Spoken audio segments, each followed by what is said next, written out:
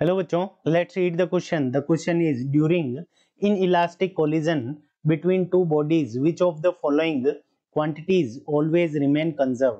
Option A total kinetic energy, option B total mechanical energy, option C total linear momentum and option D speed of each body. ठीक है बच्चों, तो सबसे पहले हम देख लेते हैं कि inelastic जो कोलिजन होती है वो क्या होती है. तो मान लेते हैं कि ये हमारी बॉडी है A, ठीक है, और ये हमारी बॉडी है B. ठीक है बच्चों, ये मान लेते हैं ये जो बॉडी ए है ये हो जाएगी बी. इसका जो मास है वो क्या है एम ए. ठीक है बच्चों, और इसका जो मास, इसकी जो वेलोसिटी हो जाएगी वो हो जाएगी यू ए. ठीक है, और इसका मास क्या हो जाएगा एम बी. ठीक है, और इसकी जो इनिशियल वेलोसिटी हो जाएगी वो क्या हो जाएगी हमारी यू बी. अब ये दोनों जो बॉडीज है वो क्या करती है, एक दूसरे के साथ इन इलास्टिक कोलिजन करती है. ठीक है बच्चों, तो इन इलास्टिक कोलिजन में क्या होता है कि दोनों बॉडीज एक दूसरे के साथ में क्या हो जाती है, अटैच हो जाती है, एक दूसरे के साथ में जुड़ जाती है. और फिर वो दोनों क्या करते हैं, दोनों बॉडीज एक साथ में एक ही वेलोसिटी से, मान लेते हैं कि वो वेलोसिटी क्या है v, उससे दोनों एक ही साथ मूव करती है. तो जो टोटल मास हो जाता है वो सिस्टम का क्या हो जाता है M A plus M B.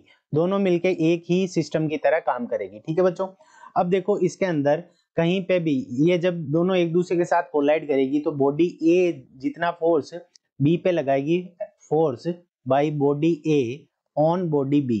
ठीक है बच्चों, उतना ही फोर्स एक्शन और रिएक्शन से वो क्या लगाएगी, body B, force by body B on body A. तो ये दोनों क्या होगा, इक्वल होगा. F A force of body A on B is equals to force by body B on body A. ये दोनों क्या होंगे, इक्वल होंगे. ठीक है बच्चों, ये इक्वल होंगे और एक दूसरे के क्या होंगे, ऑपोजिट होंगे. ठीक है, अगर वेक्टर फॉर्म में देखें तो ये इक्वल होंगे मैग्नीट्यूड में और इनकी डायरेक्शन क्या होगी, विपरीत होगी. ठीक है, बट यहाँ पे क्या है दोस्तों कि एक्सटर्नल जो फोर्स है, एक्सटर्नल फोर्स, एक्सटर्नल फोर्स, ठीक है बच्चों, तो एफ एक्सटर्नल जो है, यानी जो एक्सटर्नल फोर्स है वो क्या है, कुछ भी नहीं है. एक्सटर्नल फोर्स की वैल्यू क्या है, जीरो, यानी बाहर से कोई भी फोर्स नहीं लग रहा. तो एक्सटर्नल फोर्स क्या है, जीरो है. इसके कारण क्या हो जाएगा कि जो लीनियर मोमेंटम है, ठीक है बच्चों, जो लीनियर मोमेंटम है वो क्या रहेगा, कंजर्व्ड रहेगा.